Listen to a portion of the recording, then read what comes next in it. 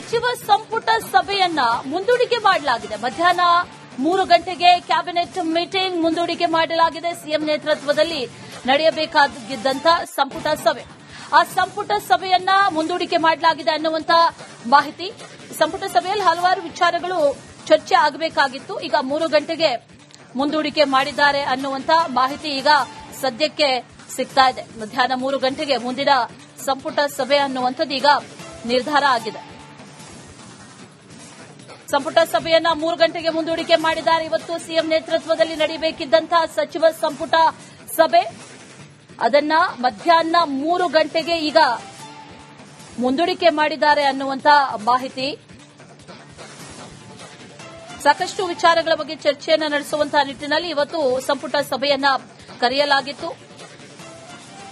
ಅದನ್ನ ಸದ್ಯಕ್ಕೆ ಈಗ 3 ಗಂಟೆಗೆ ಮುಂದೂಡಿಕೆ ಮಾಡಲಾಗಿದೆ. ಮಧ್ಯಾಹ್ನ 3 ಗಂಟೆಗೆ ಕ್ಯಾಬಿನೆಟ್ ಮೀಟಿಂಗ್ ಇರುತ್ತೆ.